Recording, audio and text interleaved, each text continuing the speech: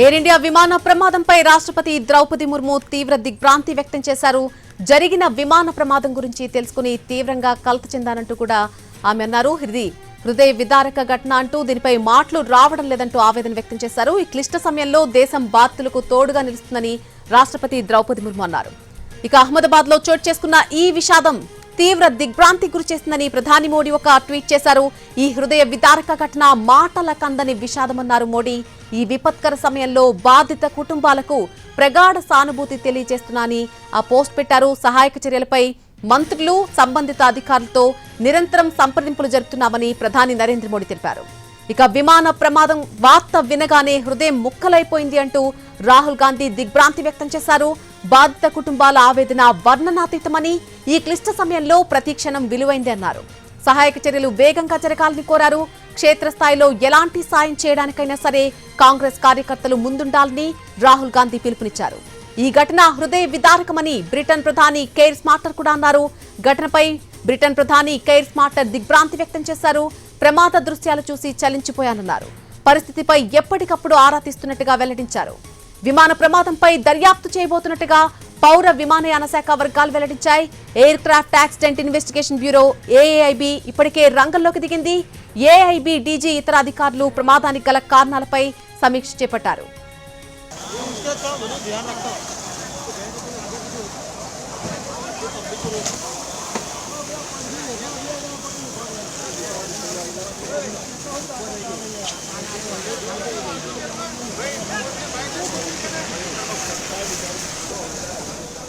గుజరాత్ రాష్ట్రం అహ్మదాబాద్ లో జరిగినటువంటి ఘోర విమాన ప్రమాదానికి సంబంధించిన విజువల్స్ ఇవన్నీ కూడా టేక్ ఆఫ్ అయిన కొద్దిసేపటికే ఎయిర్ ఇండియా ఫ్లైట్ కుప్పకూలిపోయింది. ఆ ప్రమాద సమయంలో ఫ్లైట్ లో ప్రయాణికులు సిబ్బంది కలిపి దాదాపుగా 242 మంది ఉన్నట్టుగా చెప్తున్నారు. వీరిలో క్రూ మెంబర్స్ 12 మంది దాకా ఉన్నారు. అహ్మదాబాద్ నుంచి లండన్ కు బయలుదేరుతుండగా ఎయిర్ ఇండియా ఫ్లైట్ ప్రమాదానికి గురైంది. ఇంజన్ల సహాయంతో మంటలను అదుపు చేశారు. 625 అడుగుల ఎత్తు నుంచి ఫ్లైట్ కింద పడిపోయినట్టు అంచనా వేస్తున్నారు. 23వ రన్వే నుంచి విమానం టేకాఫ్ అయిందని ఎయిర్పోర్ట్ వర్గాలు తెలిపాయి. టేకాఫ్ అయిన వెంటనే ఈ ప్రమాదం జరిగింది. ఈ యాక్సిడెంట్ లో గుజరాత్ మాజీ సీఎం విజయ్ రూపానీ కూడా అదే విమానంలో ఉన్నట్టుగా చెప్తున్నారు. విమానంలో 52 మంది బ్రిటిష్ దేశస్థులున్నారు. అలాగే ఒక కెనడా దేశస్థుడు, 7 పోర్చుగీస్ సిటిజన్స్ కూడా ఉన్నారు. అయితే ఈ ఘటనపై ప్రధాని మోడీ తీవ్ర దిగ్భ్రాంతి వ్యక్తం చేస్తున్నారు. కేంద్ర హోంమంత్రి అమిత్ షా కూడా ప్రమాద స్థలానికి హుటాహుటిన బయలుదేరి వెళ్లారు. 100 మందికి పైగా ఎన్డీఆర్ఎఫ్ సిబ్బంది రెస్క్యూ ఆపరేషన్ ను చేపట్టడం జరిగింది. ప్రమాదానికి గురైనటువంటి విమానం wide body Boeing 787 dream liner గా చెప్తున్నారు. దీనిలో దాదాపుగా 300 మంది వరకు కూడా ప్రయాణించొచ్చు.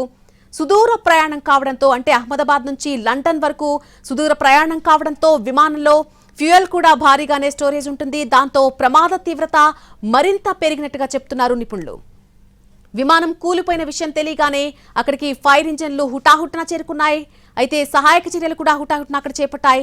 ప్రమాదం విషయం తెలియడంతో కేంద్ర పౌర విమానయాన శాఖ మంత్రి కె రామ్మోహన్ నాయుడు కూడా ఘటనా స్థలానికి హుటాహుటిన బయలుదేరారు. కేంద్ర హోంశాఖ మంత్రి అమిత్ షా గుజరాత్ ముఖ్యమంత్రి భూపేంద్ర పటేల్ తో వెంటనే ఫోన్ చేసి మాట్లాడి అక్కడి పరిస్థితిని అడిగి తెలుసుకున్నారు.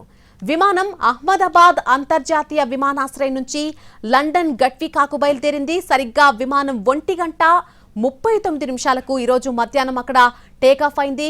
అయితే టేకాఫ్ అయినటువంటి కాసేపటికే దాదాపుగా 5 నిమిషాల లోపే ఈ ప్రమాదం జరిగినట్టుగా చెప్తున్నారు అధికారులు.